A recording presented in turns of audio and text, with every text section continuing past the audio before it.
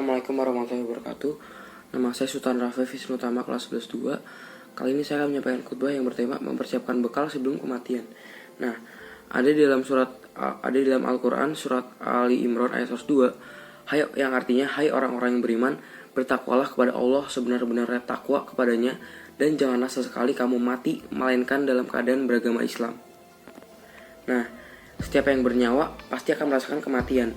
Kematian adalah sesuatu yang pasti kita hadapi. Sesuatu yang menjadi gerbang dari kehidupan dunia menuju kehidupan akhirat adalah kematian. Dalam surat Al-Baqarah ayat 28, Allah berfirman yang artinya, bagaimana kamu ingkar kepada Allah, padahal kamu tadinya mati, lalu dia menghidupkan kamu, kemudian dia mematikan kamu, lalu dia menghidupkan kamu kembali, kemudian kepadanya lah kamu dikembalikan. Dalam tafsir dijelaskan bahwa ayat ini menjelaskan akan kekuasaan Allah dan sungguh aneh orang-orang yang ingkar kepada Allah. Sementara manusia awalnya tiada, lalu Allah menjadikannya ada di muka bumi ini. Ayat ini juga menunjukkan bahwa kita semua pasti mati, dan kita semua pasti akan dibangkitkan kembali setelah kematian itu. Maka, apa saja kewajiban kita dalam kehidupan ini sebagai persiapan diri kita sebelum menghadapi kematian? Tentunya ada banyak hal, namun setidaknya ada 3 hal yang akan kita bahas pada kesempatan berharga ini. Pertama, beramal sebaik mungkin. Dalam surat Al-Mulk ayat 1-2, Allah berfirman yang artinya, Maha suci Allah yang menguasai segala kerajaan, dan Dia maha kuasa atas segala sesuatu, yang menciptakan mati dan hidup untuk menguji kamu, siapa di antara kamu yang lebih baik awal amalnya, dan Dia maha perkasa, maha pengampun. Seperti apakah amalan yang terbaik itu? Salah satu indikatornya adalah pekerjaan itu dilakukan dengan istiqomah. Dalam hadis riwayat Abu Hurairah, Rasulullah SAW bersabda yang artinya, sesungguhnya sebaik-baiknya pekerjaan adalah rutin, berkelanjutan, meskipun itu sedikit. Beramal sebaik mungkin juga berarti bahwa pekerjaan itu kita lakukan dengan seikhlas mungkin, semaksimal mungkin, dan sesempurna mungkin, baik dalam interaksi kita kepada Allah Subhanahu wa Ta'ala maupun kepada sesama manusia. Dalam tiap amal kita patrikan dalam diri kita bahwa bisa jadi itu adalah amal terbaik terakhir kita. Nah, yang kedua, menyiapkan amal yang terus mengalir pahalanya.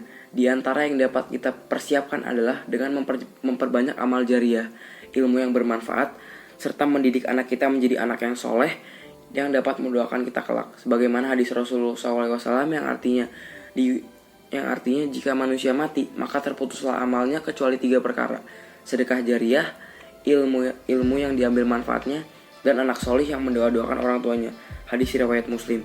Yang ketiga, berdoa agar diberikan husnul khotimah. Apakah itu husnul khotimah? Di antara tanda utama husnul khotimah ialah apabila ia mengucap kalimat la ilaha illallah di akhir hayatnya.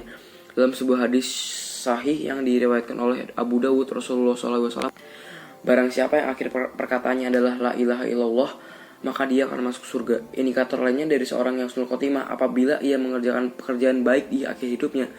Rasulullah SAW bersabda, apabila Allah menghendaki kebaikan kepada seseorang, maka Allah akan membuatnya beramal. Para sahabat bertanya, bagaimana membuatnya beramal? Beliau menjawab, Allah akan memberikan taufik padanya untuk melaksanakan amal solih sebelum dia meninggal. Selain berusaha dengan segenap amal soleh untuk mencapai husnul khotimah, kita juga harus selalu berdoa agar Allah mewafatkan kita dalam keadaan husnul khotimah.